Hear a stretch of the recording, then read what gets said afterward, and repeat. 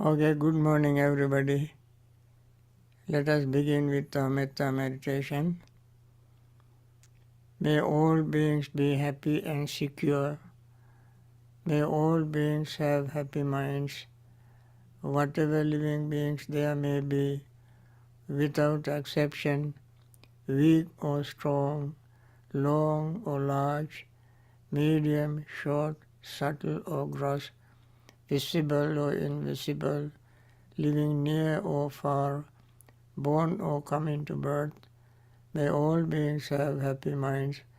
Let no one deceive another, nor despise anyone anywhere. Neither from anger nor ill will should anyone wish harm to another. As a mother would risk her own life to protect her only child, even so towards all living beings one should cultivate a boundless heart. One should cultivate for all the world a heart of boundless loving friendliness, above, below, and all around, unobstructed, without hate or resentment, whether standing, walking, sitting, lying down, or whenever awake. One should develop this mindfulness. This is called divinely dwelling here, not falling into erroneous views, but virtuous and endowed with vision, removing desire for sensual pleasures. One comes never again to birth in the womb. Okay, with this metta thought in mind, let us begin our meditation. This also is a very important part of our every session. As we have mentioned many times in the past, this is the time we must focus our mind on our breathing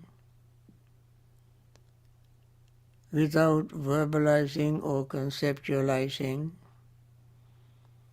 Just pay attention to pure, simple breath as you breathe in and out. This sounds very, very simple and easy, but for many people it is not that easy, unless they have trained their minds to do so.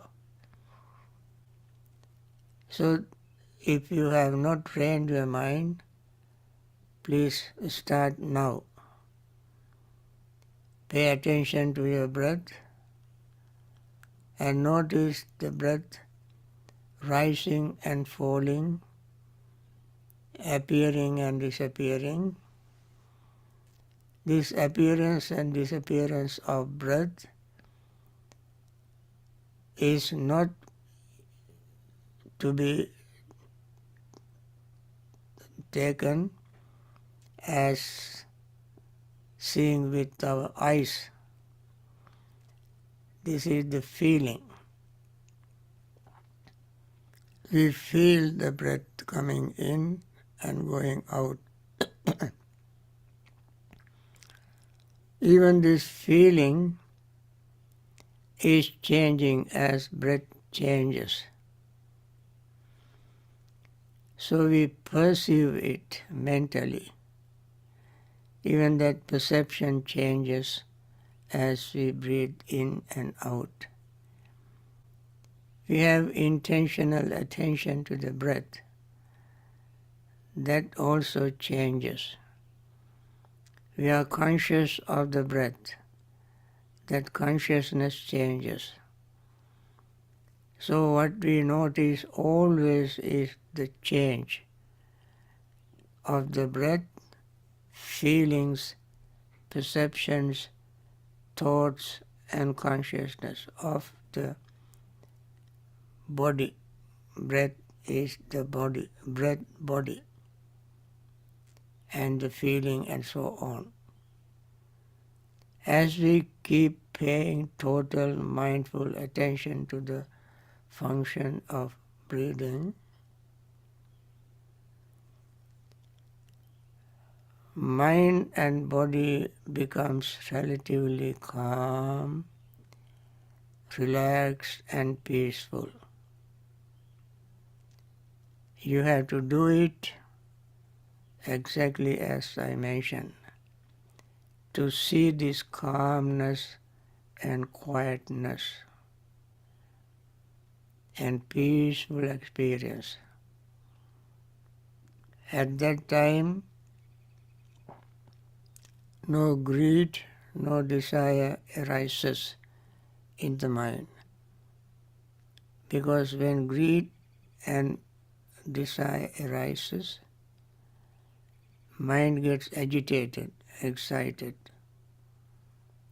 In the peaceful state of mind, greed doesn't arise. Then the mind and body becomes even more calm, more relaxed, more peaceful. At that time we feel the metta feeling, that we are all one with the universe, with all other breathing beings. We feel as if we are breathed to the universal rhythm, rising and falling, expanding and contracting. At that time, resentment or anger does not arise. These two states of mind do not exist at the same time. Peaceful feeling and resentment.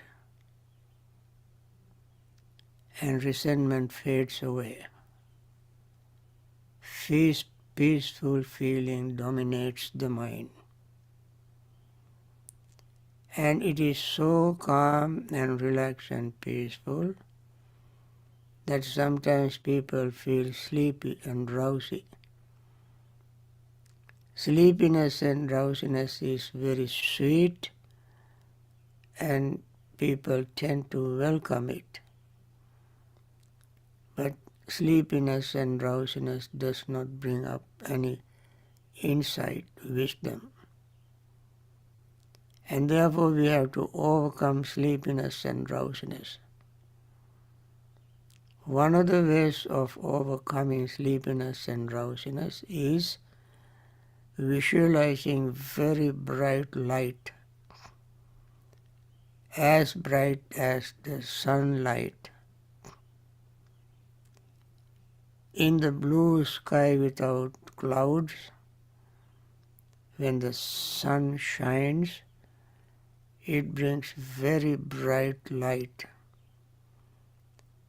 We have to visualize that kind of light to overcome sleepiness and drowsiness. If that doesn't work for some people, it is most unlikely that it doesn't work. However, on very rare occasion, some people may not be able to overcome sleepiness by focusing mind on the bright light. Therefore, those people should take a deep breath, hold it as long as they can, and then breathe out very slowly, and breathe again and hold it, and breathe very out slowly.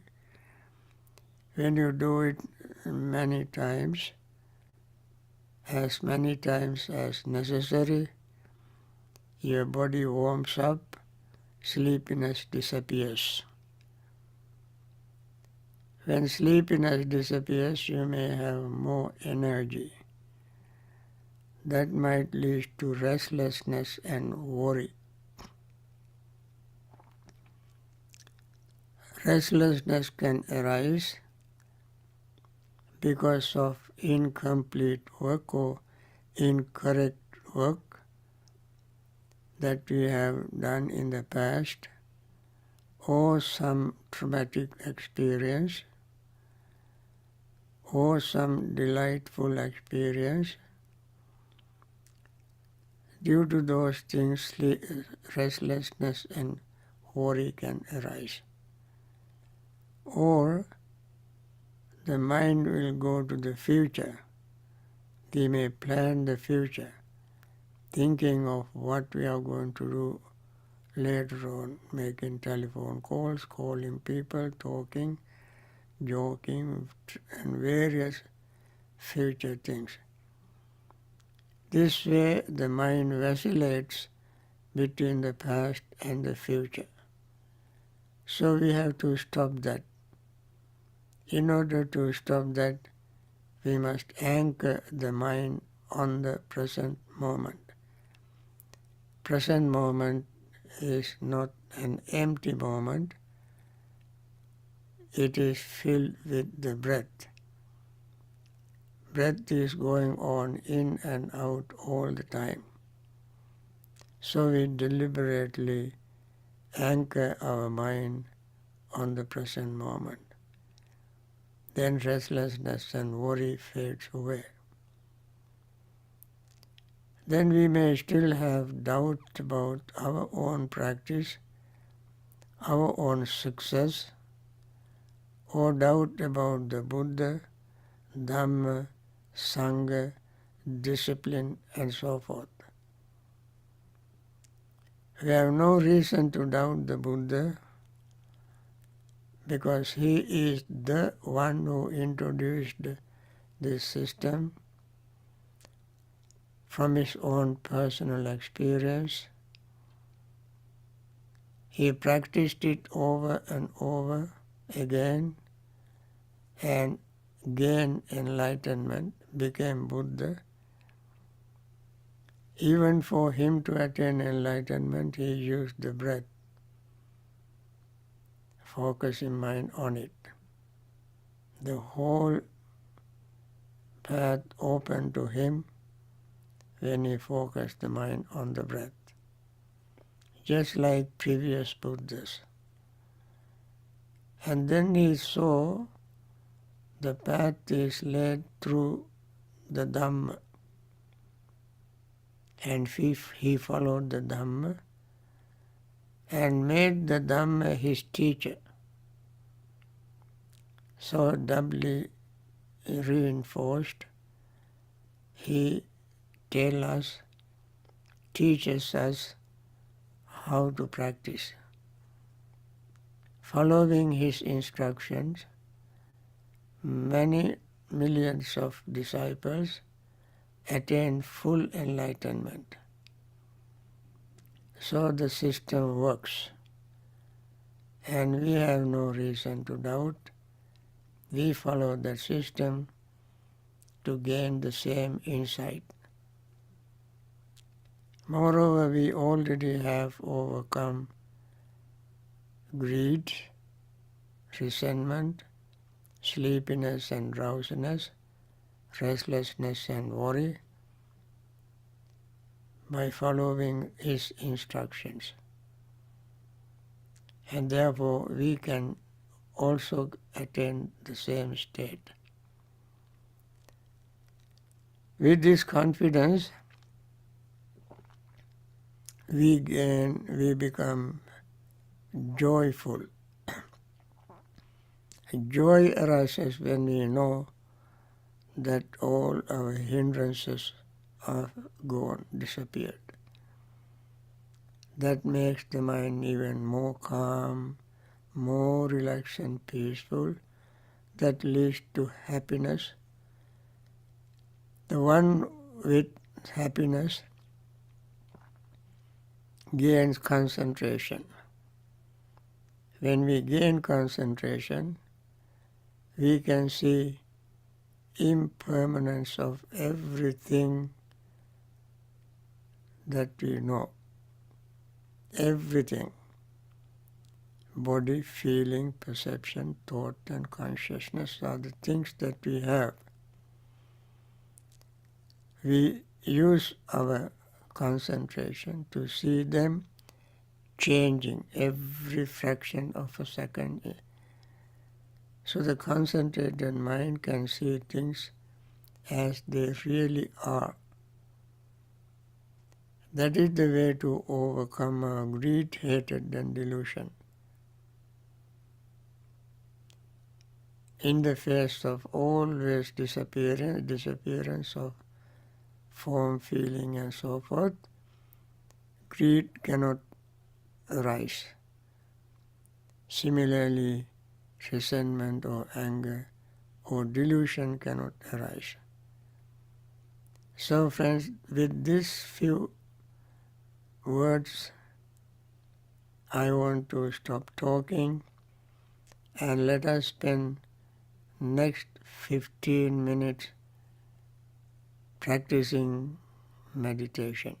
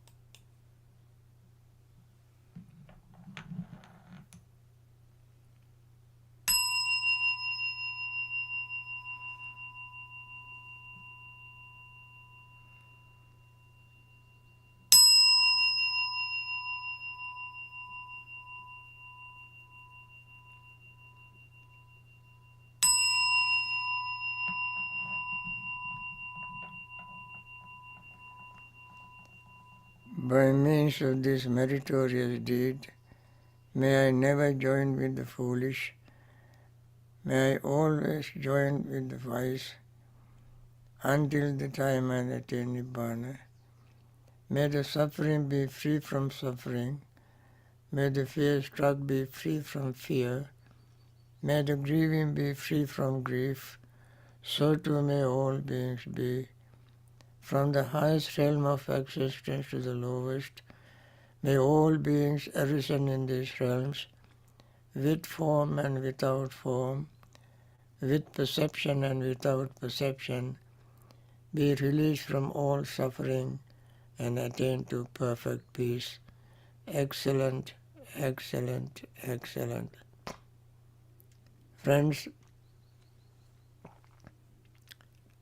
before I start this morning's talk, I have to make an announcement. That is, tomorrow the talk will be at 9:30 and not 10:30 like today. From 9:30 to 10:30 we have our meditation questions and answers. And no, actually tomorrow it will be a talk. Questions and answers will not be there tomorrow. That is the announcement. Please remember, mark your calendar. Because tomorrow we celebrate Vesak, the Buddha's birthday. So we have special arrangements, talk in the morning, then the Buddha Puja, afternoon another talk, and then some discussions.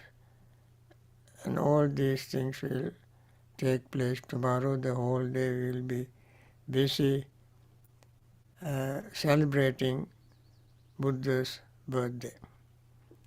With this announcement, let me start my talk. Bhante G, may I add one thing to that? Yeah. We're also celebrating Bhavana Society's 40th anniversary. So Bhavana turned 40 this May. Yes. 1982 is the birth year. All right.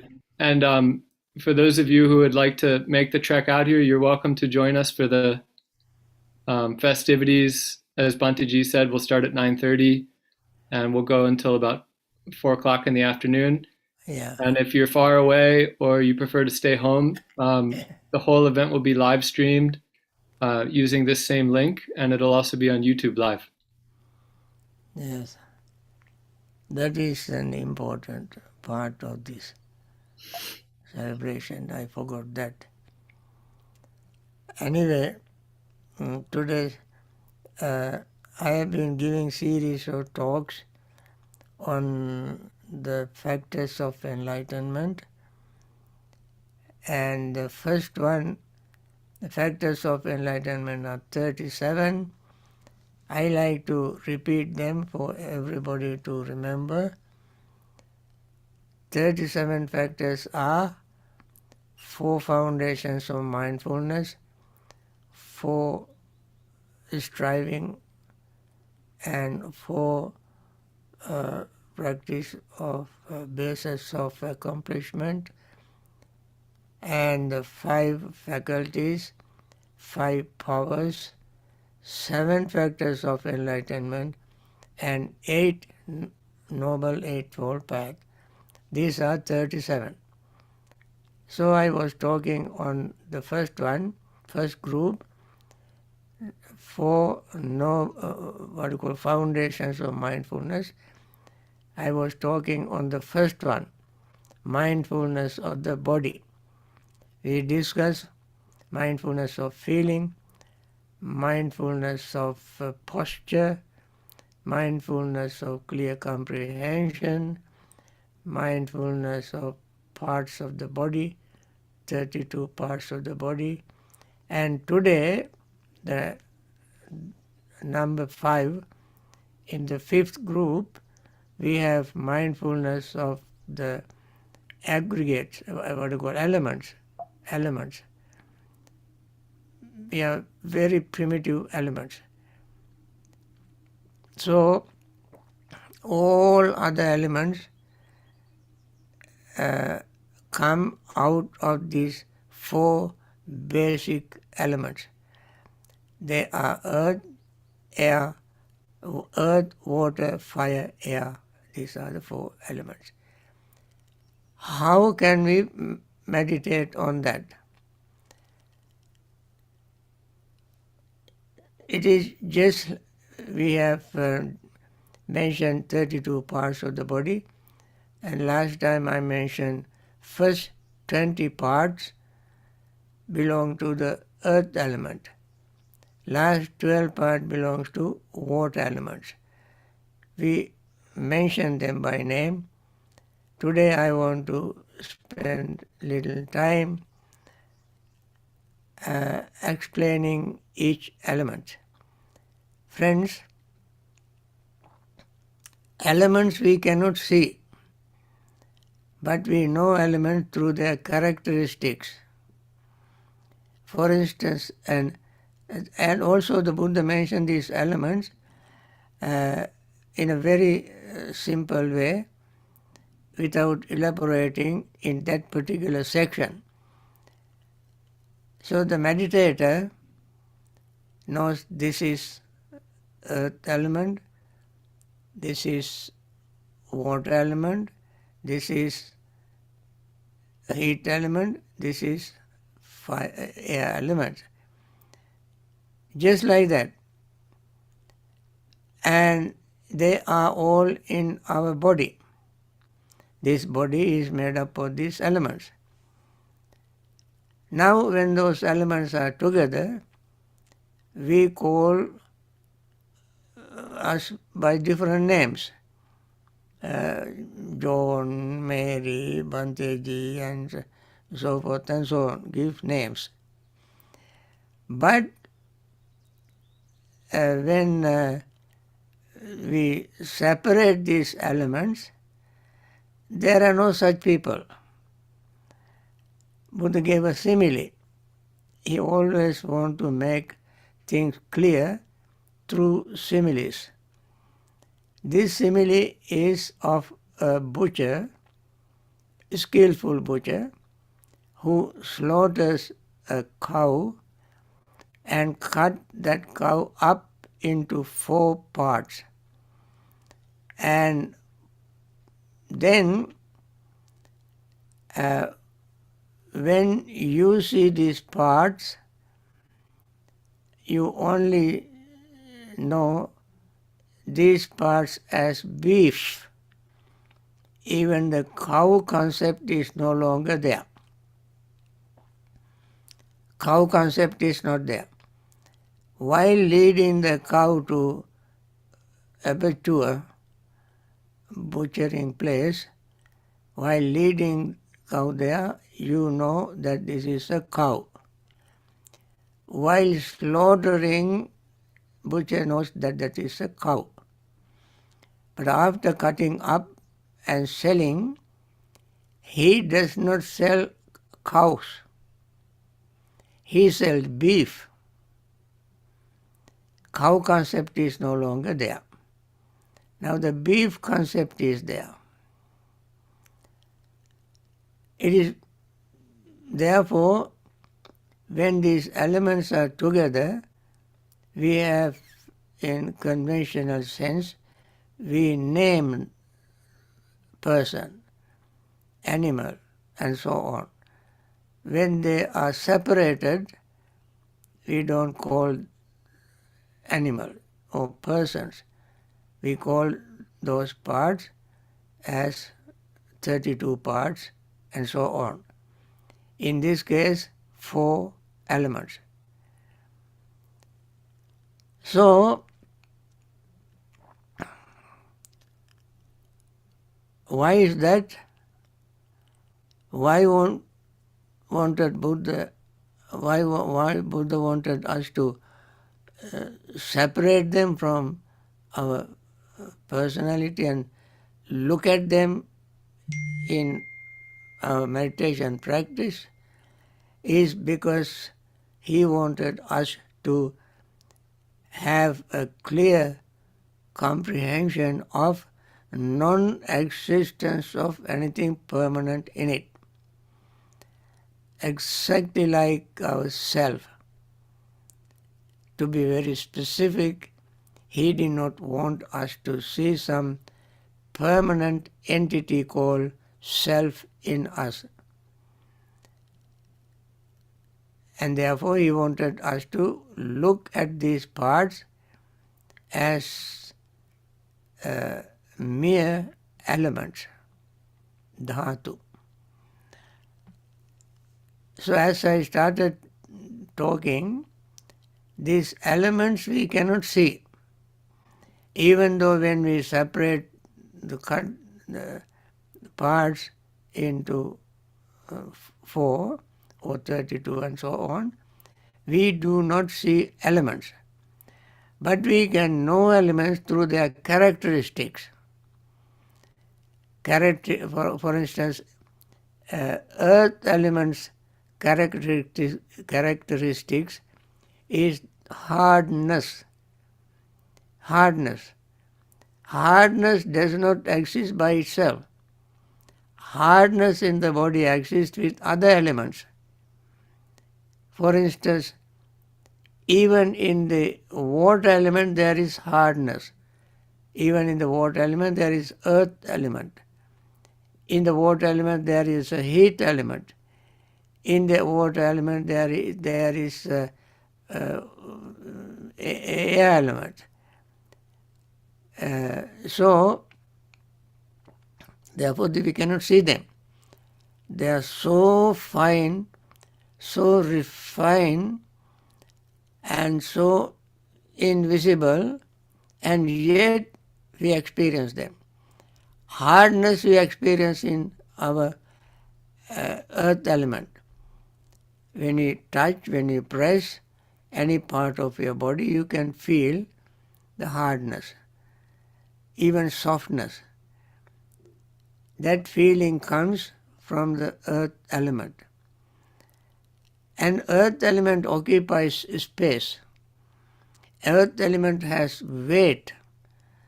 Earth element has hardness. Through these characteristics we know that there is an element called earth element. And earth element, earth, the whole earth is the earth element. Earth, we have to meditate. How we meditate on that? Earth element or earth does not react to our whatever we do to the earth. For instance, we dig the earth, drill the earth, cut the earth, and put all sort of things on the earth, good things, bad things. We urinate, defecate, and put all kind of garbage, dirt, all sort of things we do to the earth, but earth just accept them. Earth just accept them. Earth does not react and fight back. If earth fight back, we don't have to put so many things to make the earth better. We pollute the earth. In many, many, many ways we pollute the earth. Earth simply accept it. Simply accept it. Similarly, we know the earth element in our body. When we meditate, we know this earth element in our body. But even though it does not react to our activities, earth element is very strong, very, very strong. We built everything on earth element. We made roads, we drive, we build houses, we dig, and we do all sorts of things. And we stand on earth element, it doesn't shake and throw us on the ground. and earth element is very strong. And yet, this earth is not permanent. That is the wonder. Although it is so strong, it is not permanent. It is impermanent. One day, this earth will no longer be there. It comes to an end. We may not live long enough to see the end of the earth, but it comes to an end. So it is impermanent.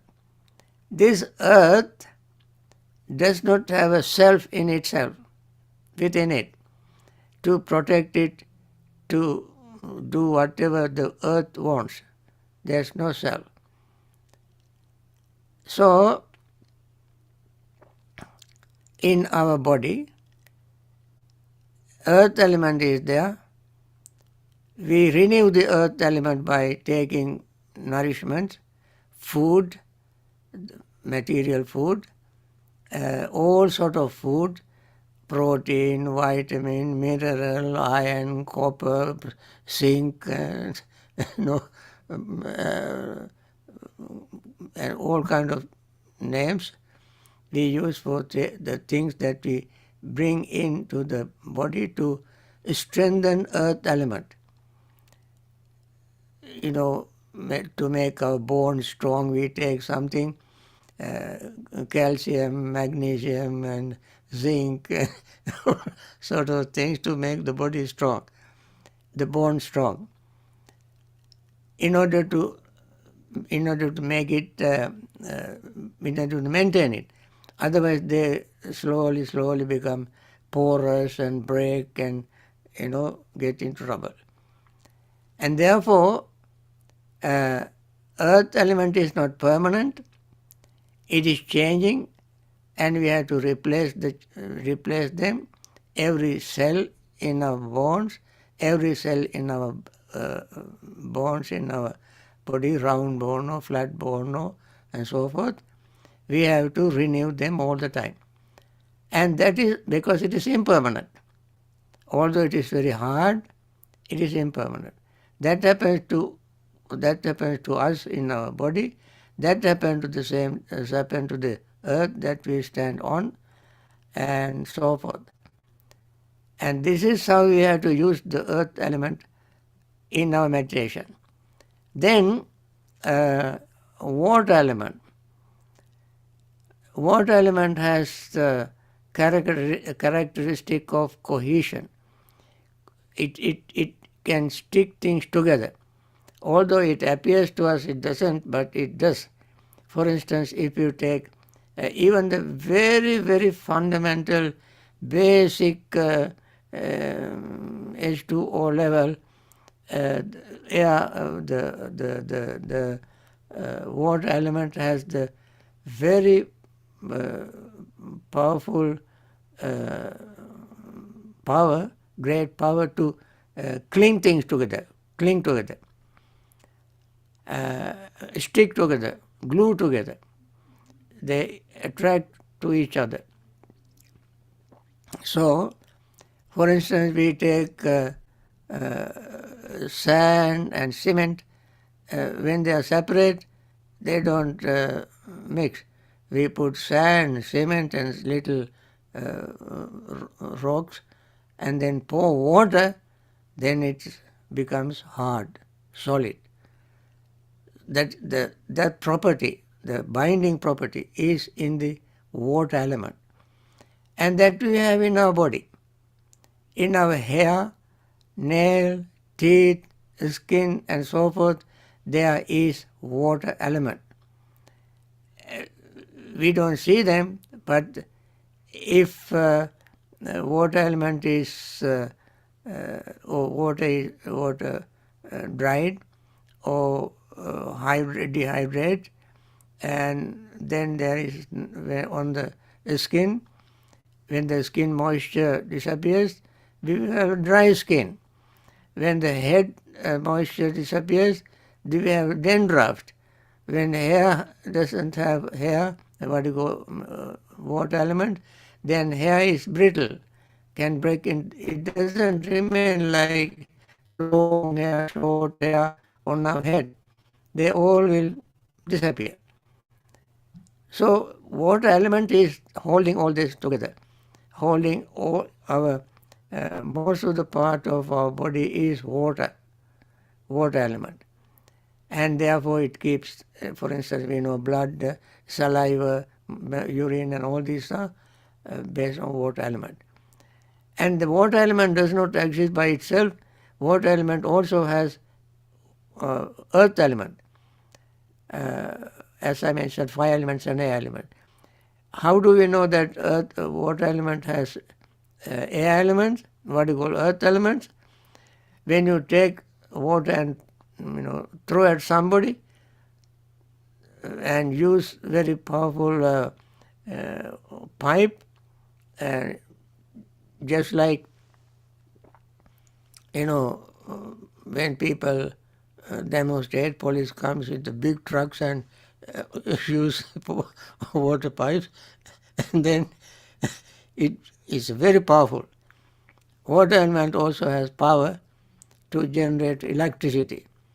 For instance, when water falls onto the top of a mountain, it goes through tributaries and rivers and so forth, and somebody build a dam and drill tiny little holes and let the water run through these holes on the dam, and then that can generate, turn the turbine. And sometimes it can drill holes through steels. So water has so much power. That power comes with the earth element. In addition to binding things together, water element also has earth element. However, water element is not something permanent. That is why we have to drink water. We pass water through urine, through sweating, through breathing. We pass water. So I have to replace them. So the water element itself is not permanent. And we have to understand that when we understand it, then we don't become deluded with thinking that there is something permanent in it. Everything is impermanent. Then we have what you call heat elements. Heat element. Heat element we know through its characteristic. It is radiating.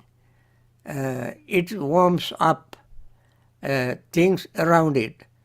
It digests food. It is the aging agent. We age because of the heat. We cannot digest food if there is no heat. We feel heat. When we have fever, heat increases. And so forth. Through these characteristics, we know that there is an element called heat element. Element of heat. And that also is, it doesn't, I forgot to mention, water element doesn't do anything, any reaction when we use the water for cleaning, washing. We can put all kind of dirt into water. Water does not react. Water simply accepts anything. Similarly, when we meditate, we have to, Buddha mentioned all these things in Maharahula Sutta and so forth. Buddha said, just like meditate like water elements, meaning don't react to things. Remain calm, relaxed, equanimous, peaceful, and just be aware of what is happening. So meditate like water element. And then meditate like fire elements. Fire elements is very powerful. It can burn houses, it can burn forests, it can burn all kind of things. It can burn. It is very, very powerful. Not only gives light, but make it bright, but it can burn, powerful. But when we throw anything into the water, into fire, it burns. That is its nature. But it does not react. When you put something to fire, it does not react. It simply burns.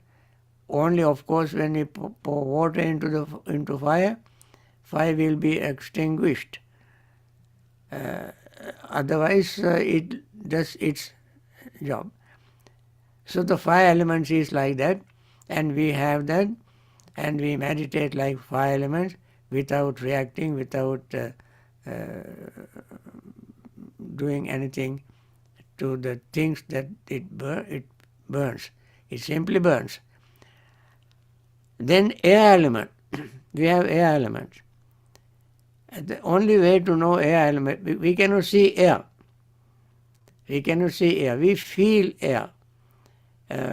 While breathing in, we feel air. Breathing out, we feel air. We have air in our stomach. We have air in our various parts of our body, joints, and we have air coming up, air going down, upward movement, downward movement. Its function is oscillation, movement. And all these movement, for instance, in our body, the blood circulation cannot take place if there is no air element. In addition to the heart pumping, there has to be air elements to make it work. Of course, in addition to bringing oxygen into the body through our breathing, it also has a function to move. All the movement is the function of oscillation or function of the air element. As air elements we cannot see, but we can feel air elements when it touches with the earth element. Air element also does not exist by itself. It has earth element, water element, fire element, and air element.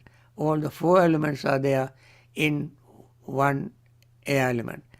So now when they function like this, we know them, but when they are all together with the consciousness, we know that that is a person.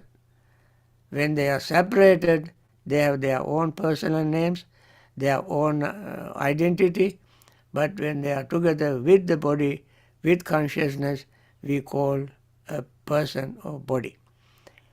Just a person. Just like when Buddha said, cow is slaughtered and cut up into pieces, 4 pieces, and each part is sold as beef. When they are together, that with consciousness, feelings, perceptions, and so forth, we call a cow. Similarly, when air, water, fire, earth exist together with consciousness in a person, we call a person. So that is all I can say about this, and perhaps next week I can complete the mindfulness of the body. The last part, mindfulness of the body, is divided into 6 parts. Today we discussed the 5th, number 5, and next week I will discuss the last part of the meditation of the body.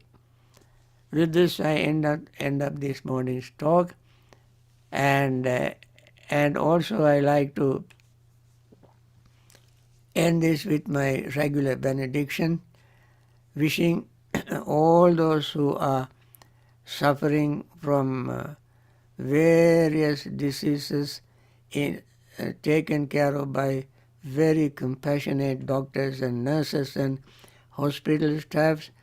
May they all recover very soon and return to normal life and practice Dhamma to liberate themselves from samsaric suffering. May all the doctors and nurses, their hospital staffs, who sacrifice their own comfort and sometimes they risk their own life and out of compassion they take care of these people, sick people, the patients, and may they continue their wonderful, marvelous, compassionate service and live long in very good health and liberate themselves from samsaric suffering. May all those who have lost their loved ones still may be grieving, may they be free from grief and live in healthy life, continue their Dhamma practice and liberate themselves from samsaric suffering. May all those who have been attending these discussions, these classes, and those who do not attend, may everybody all over the world be well, happy and peaceful and attain liberation. Thank you.